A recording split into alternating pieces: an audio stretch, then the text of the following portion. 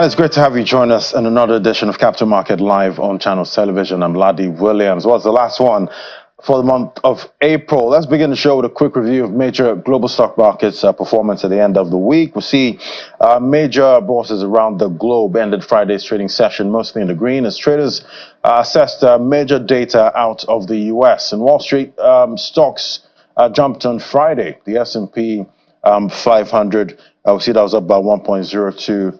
The tech-heavy Nasdaq, that was up big, 2.03%, at 15,927 points, while the Dow Jones Industrial Average, that was also up 0.40%. Well, in Europe, markets closed highs, positive momentum returned. The Pan-European benchmark stock 600 index ended 1.2% higher, with almost all sectors and major bourses in positive territory. We see the FTSE 100, 0.75% up, while the DAX in Germany, that was up 1.36%, while the CAC 40 in France, that was 8,088 points, up 0.89%.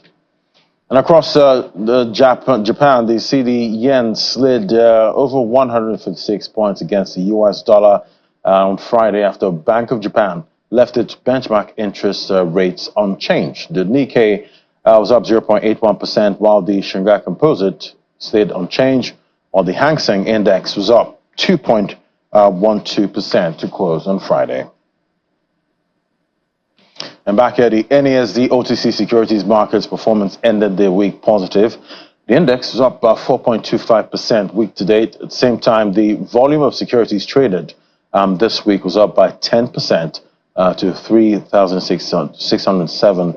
Value traded was up 26%, while the number of deals carried out, that was at 86 points. Top advances for the week, Aradol Holdings PLC, UBN Property PLC, and Afriland Properties PLC, while the top decliners are Friesland Campina Wamco Nigeria PLC, Aecon Petroleum PLC, and Geofluids PLC. And for the domestic stock market, it ended the fourth trading week of April in the red, as profit-taking and mostly banking stocks continue to take toll on equities and the overall performance of the NGX. As a result, the market's main index fell by 1.39%, bringing the month and year-to-date performance at negative 6.13% and 34.06% accordingly. Sector performance was also mostly negative, as the banking index recorded the most decline there, 3.10%, consumer goods 1.15% down, while the industrial goods counter was down 0.38%, insurance was up 0.02%, while oil and gas was down 1.41%. Sunu Assurances Nigeria PLC led a pack of gains with 25% price appreciation, while Wando topped the list of losers with a 19.57% decline, while the trio of UBA, Axis Bank, and Transnational Corporation PLC were the top three most traded stocks for the week. All right, now let's get a sense of what drove sentiment to the market and major happenings this week. Joining us for this is Temitope Mosi, Investment Strategy Manager, AfriInvest Asset Management. Great to have you on the show. Good evening. Good evening. Thank you very much, Ladi, for having me today. Fantastic. So it seems there's no end in sight for the downward trend we've seen the equities market. I know in the U.S., when the dollar is strengthening, we see weakness in stocks. So is that what's playing out in the local stock market, even though we're seeing a downtrend for the Naira? Well, so it's a mix of so many factors, one of which would be the fact that we've seen significant gain the last 3 months. For instance, year-to-date performance of the stock market was over 36% as of Q1 of this year. And if you look at the relative pricing, right, in terms of price to earnings multiples, you would observe that Nigeria is well overpriced compared to markets like Egypt, Ghana, Kenya, South Africa, and China. So it's on the back of the huge appreciation that we saw in Q1. And if you look at the plethora of some uncertainty in the market and news about what is going to happen to the banking sector, especially ranging from the recapitalization drive, and the fact that the CBN had directed banks not to pay dividend from their retain earnings from their profits. So all of those have contributed substantially to the downward trend we are seeing in the market. In fact, more specifically, with the current performance we are seeing in the market year to date for this week was about 31%.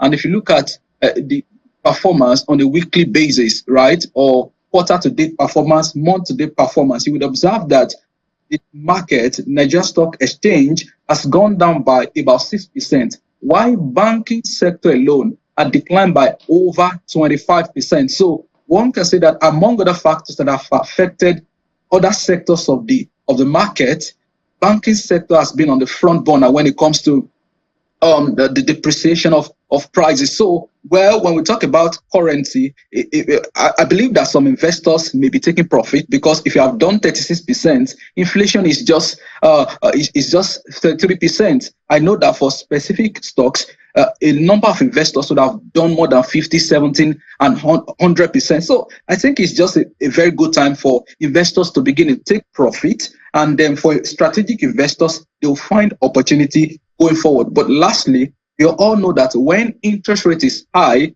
for a very long time, we've seen a bit of higher interest rate in Nigeria now since last year. From Q2, Q3, we've been seeing uptick in interest rates. And you know that once interest rate is high, it's going to affect valuation of companies, from interest expense to the discounting factor that analysts will put in to determine the intrinsic value of stocks. So all of these factors are clearly playing out in the market at the moment.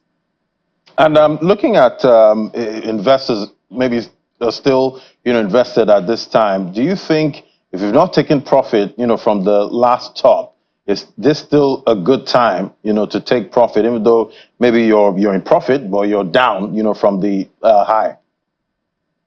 Well, I think that investors would have to look at their strategy vis-a-vis their objective, right? If you look at certain sectors, the sectors of the market, then you can begin to say that yes, it's a good time to take profit and begin to wait for a bit of price correction in the market before positioning to maximize what will come, as we move on. And interestingly, one thing with the market is that as you see sell-off on the one hand, there's buyer, because if there are no buyers, right, trade will not happen.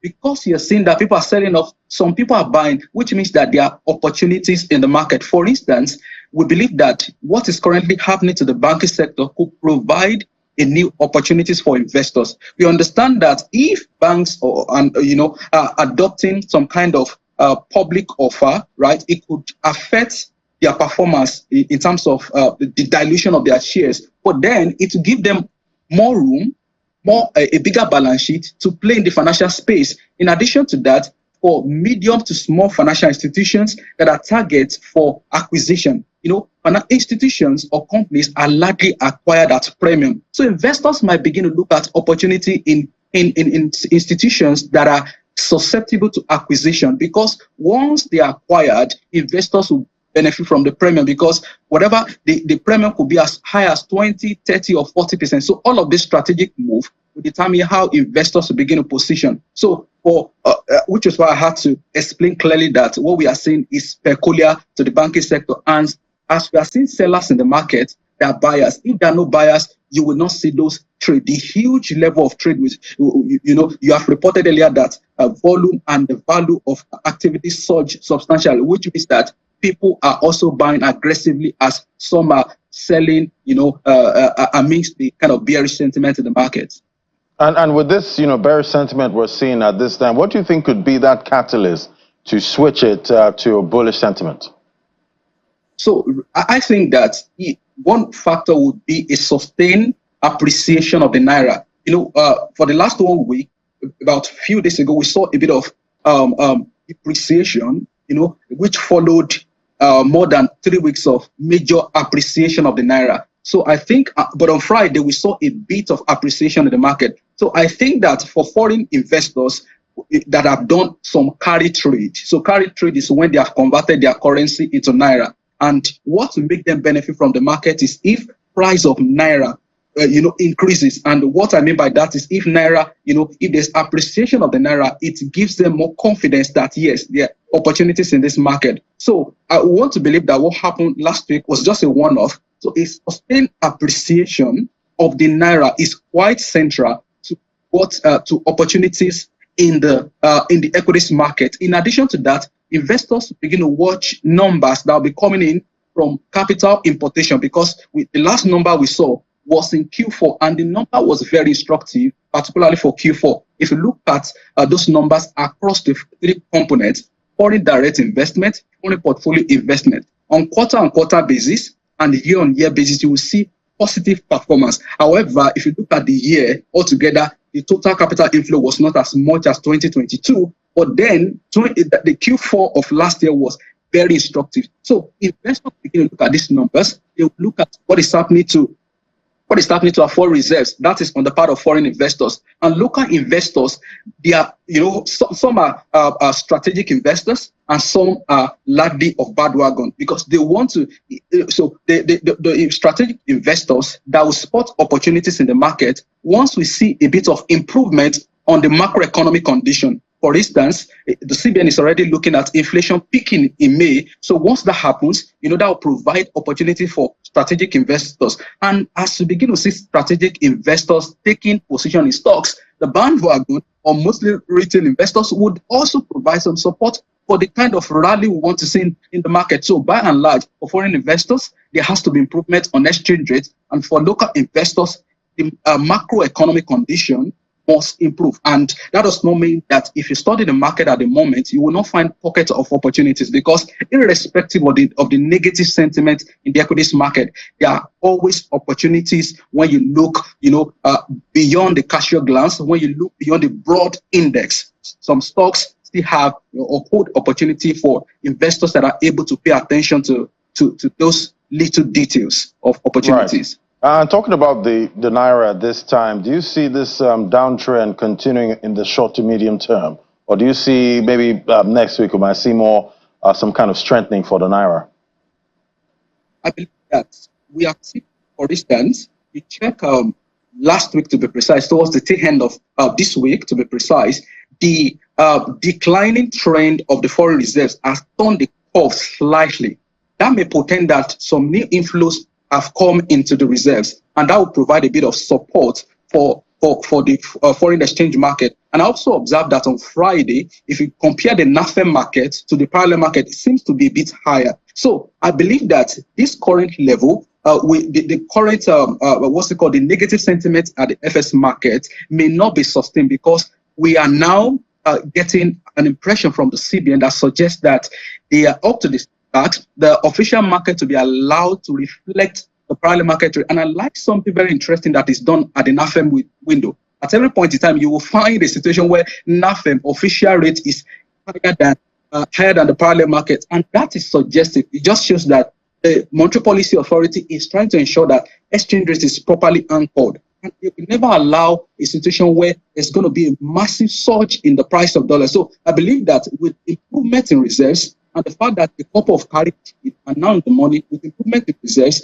and some support and guidance for the market, in addition to the outcome, because now Nigerians are paying a lot of attention to FPC meeting. A lot of market participants want to listen to the governor about how to address all of this. So the fear that the CBN governor will have to take some drastic measure, and the fact that there seems to be a bit of improvement in reserve, putting all of these factors together and looking at what is happening to the official rate, which shows that the market is now sufficiently, or to a large extent, well anchored. I think that the negative sentiment we are seeing will not last for a very long time. And I believe that that will be positive for investors that are considering Naira-denominated assets as a short strategy for their investments.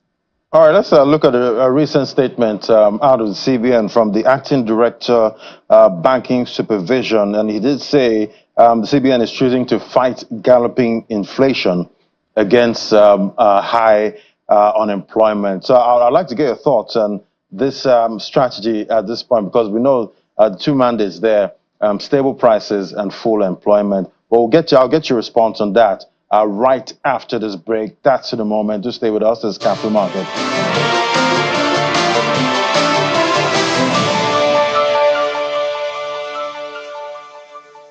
Welcome back to watching Capital Market Live on Channels Television. I still have with me Timmy Tokwe-Mosu, Investment Strategy Manager, Afri Investor Asset Management. Thank you for staying on.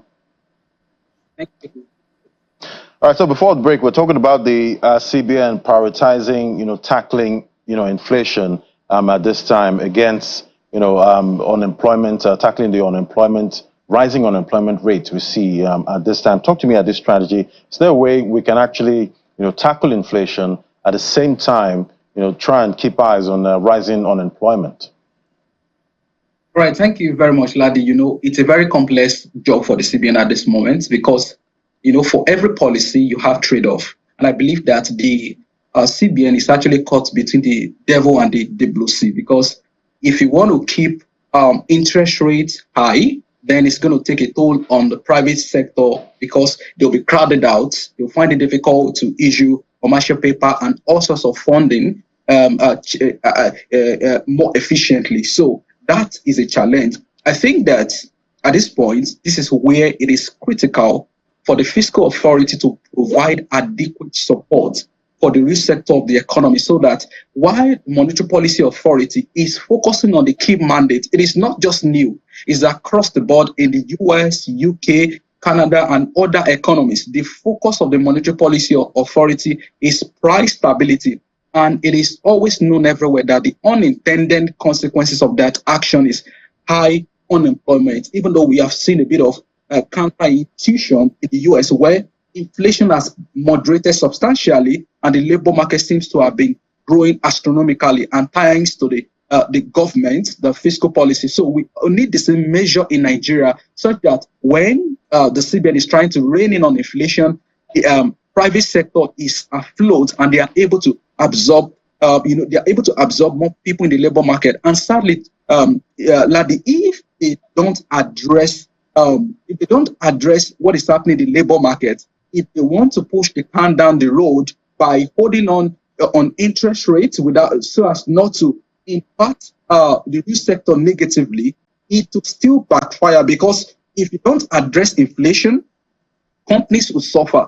And once they suffer, it will result to weakening of the labor market. If exchange rate is unstable, manufacturers will rather import. And when you import, a nation that depends on importation is purely exporting the jobs. Because for everything you have on your table in Nigeria that is produced in another country, someone somewhere is employed. So I think it's very critical for the CBN to just keep its eyes focused on how to bring down inflation, which in the medium to long term will still have a positive impact. It's going to have a positive impact on employment. In fact, if foreign direct investors are aware that there's a bit of prolonged, sustained stability in the macro condition for Nigeria, they'll begin to look at investment in Nigeria, and ultimately that will absorb the near-term negative impact that the current policy would have on labor market. So I just think that this is a point where the fiscal policy authority has to provide a short-term measure to ensure that labor market is healthy, while the monetary policy is not disturbed, is not distracted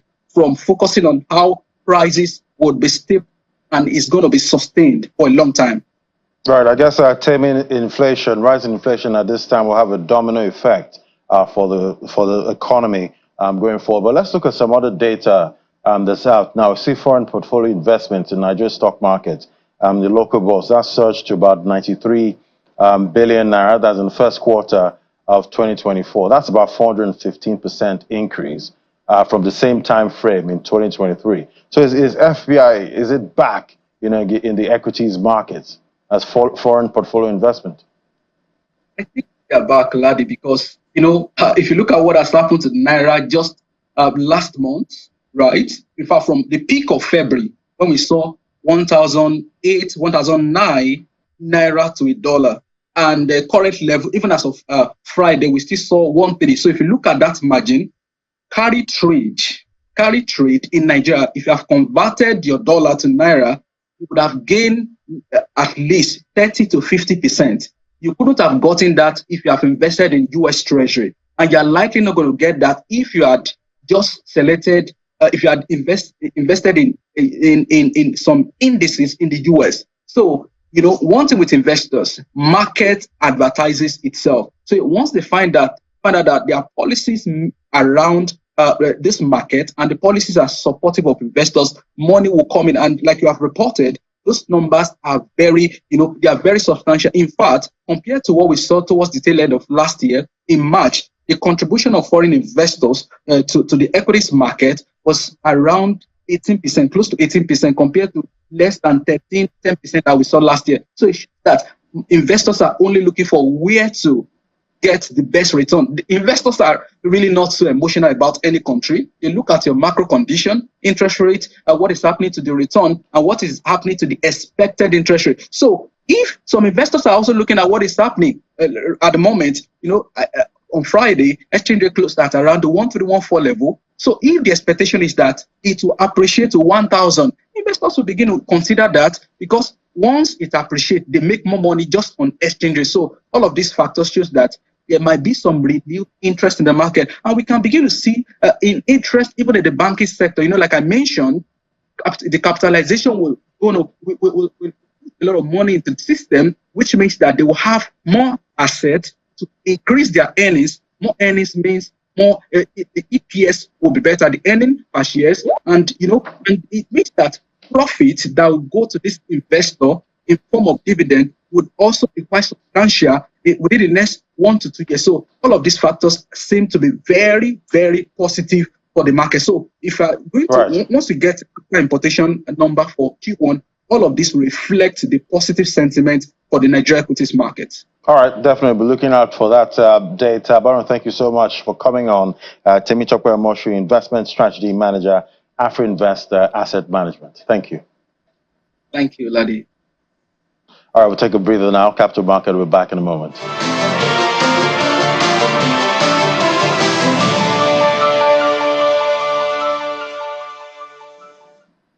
All right, welcome back. Let's get you some top stories from this week. Now, see President Bola Tinubu has appointed renowned business leader and chairman of Zenith Bank PLC, Mr. Jimovia, to head the board of the Nigerian Education Loan Fund. According to a statement from the presidency, Mr. Avia's appointment, which is attributed to his immense wealth of experience and professional stature, to ensure that no Nigerian student is denied higher education due to lack of funds. The statement adds that the National Student Loan Program is designed to guarantee sustainable higher education and functional skill development for all Nigerian students and youths in the country.